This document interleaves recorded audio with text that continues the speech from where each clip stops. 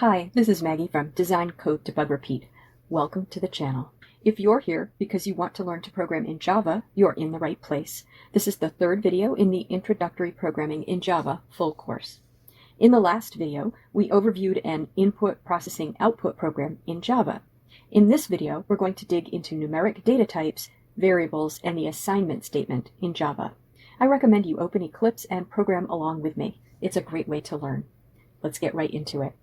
In the last video, we wrote this program to calculate the user's weight on the moon.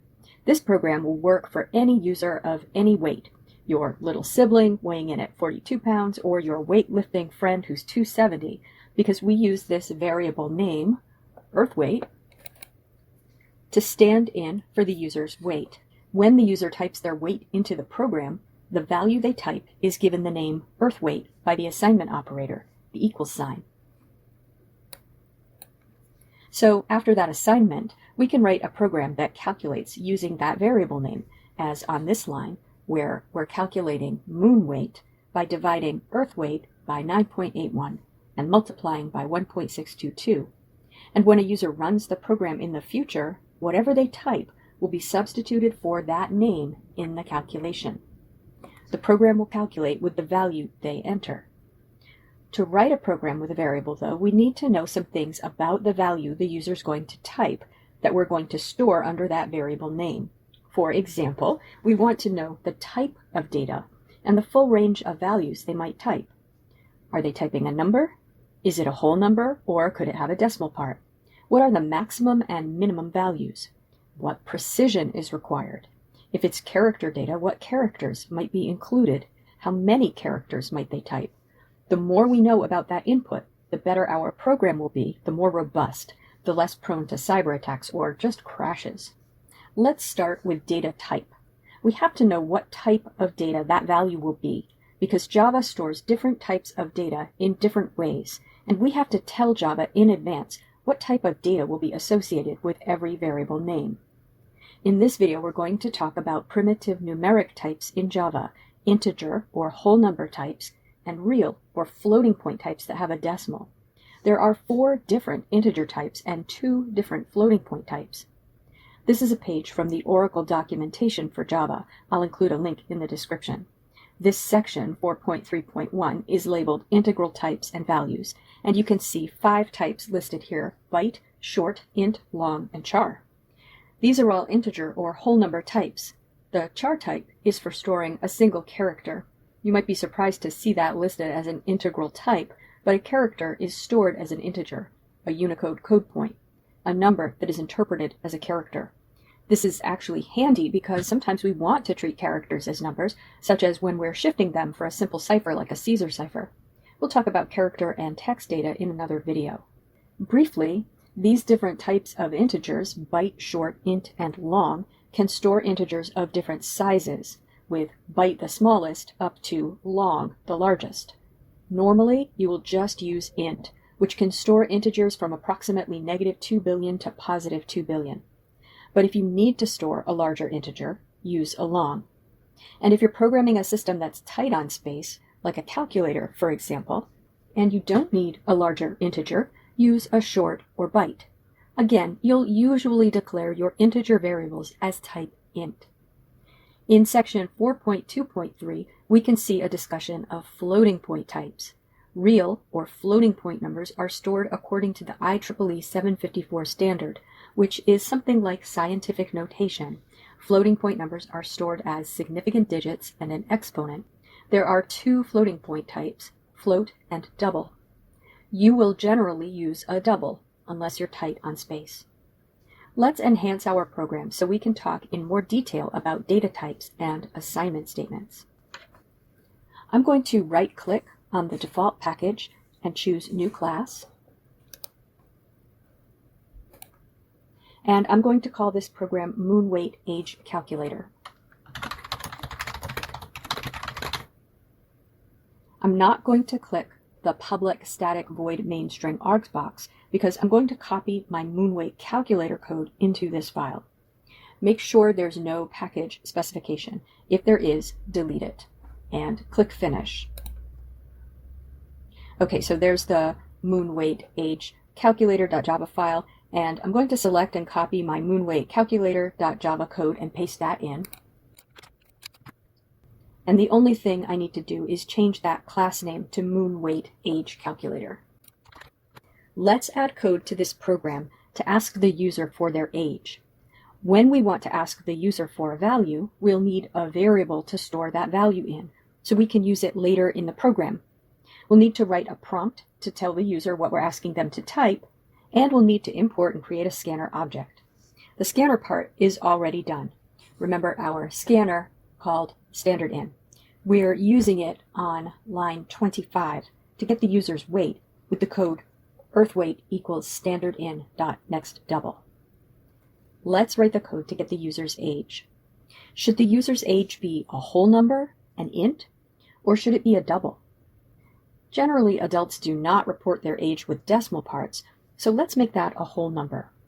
A good name for that variable might be earthAge, so int earthAge, up in the variables section, semicolon, and then a single line comment aligned with the comments above, user's age on Earth. So that is the variable declaration, and we must do that for every variable or we'll have a syntax error when we try to use the variable. Now to obtain the user's age, we'll prompt, and make sure you do this before you close the scanner. So we want to get all of our inputs between the line with new scanner and the line with standardin.close. If we're going to be getting inputs throughout the program, we'll close the scanner at the end of the program. I'll prompt with, please enter your age on Earth, and remember to use system.out.print for a prompt. And then I'll write earthAge equals standardin.nextInt.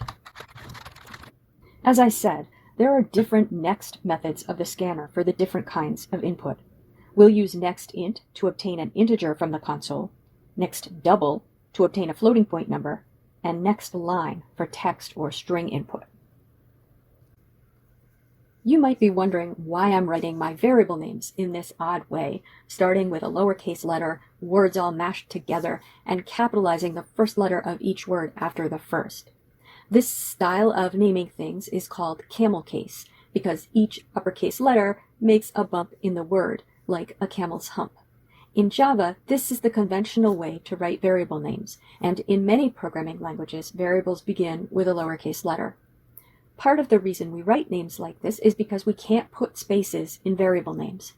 Variable names in Java can only include letters, numbers, the underscore, and the $sign.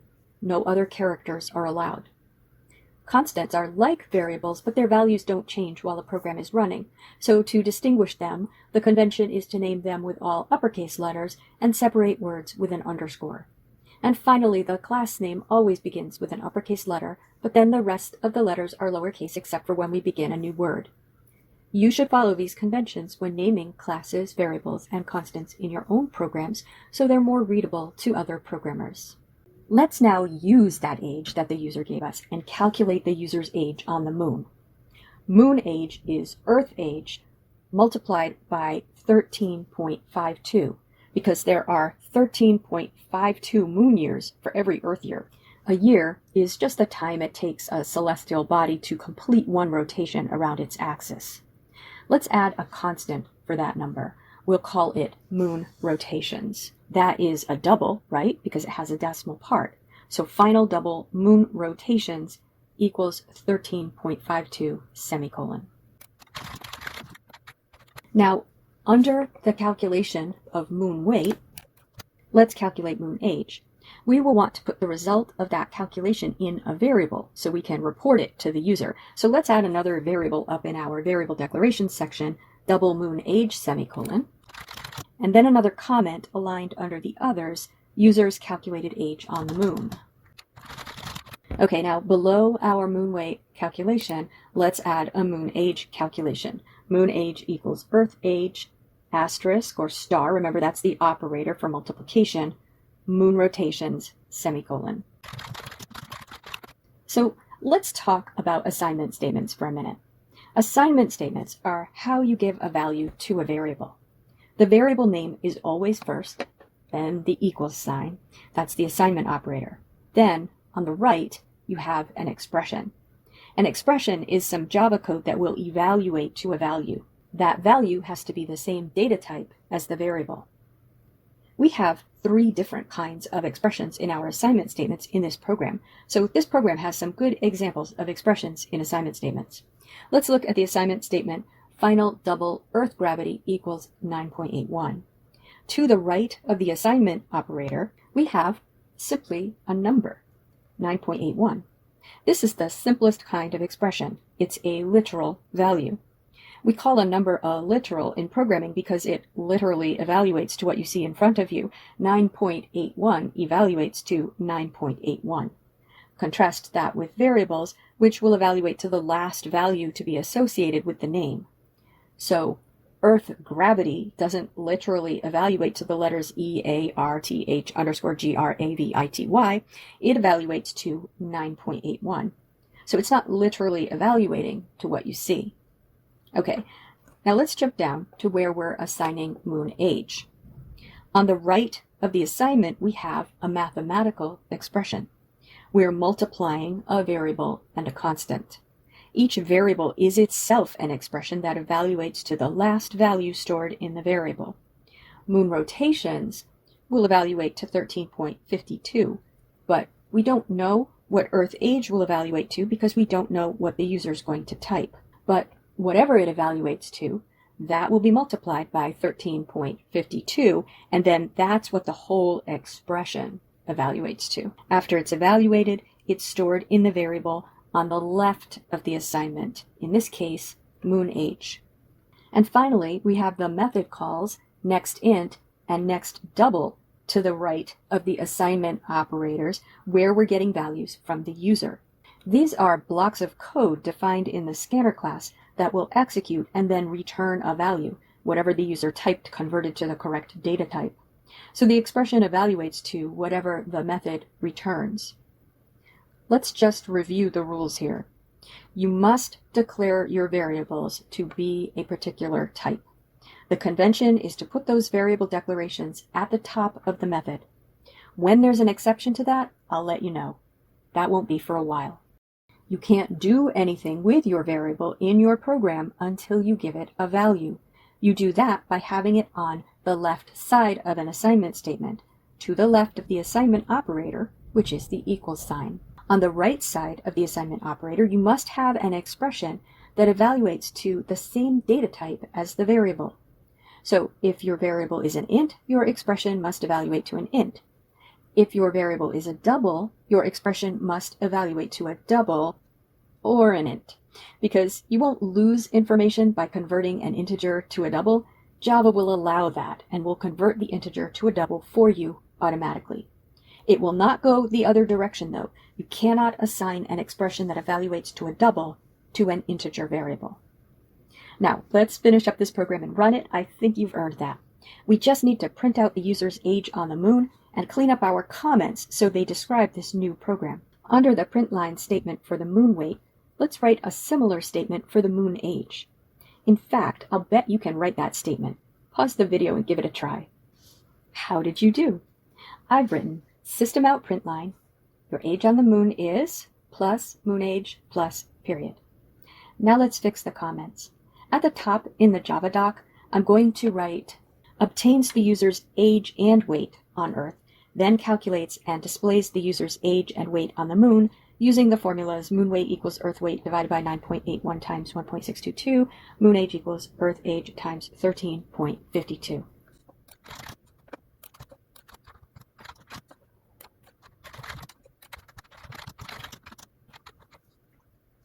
And there will be some adjustment to keep that within 80 characters. And then, over the input part of the program, obtains the age and weight on Earth from the user. And over the processing part, calculates the user's age and weight on the moon. And over output, displays the user's age and weight on the moon. Very good. Let's run it. I'll enter 110 at the weight prompt and 20 at the age prompt. I'm thinking of you, not me.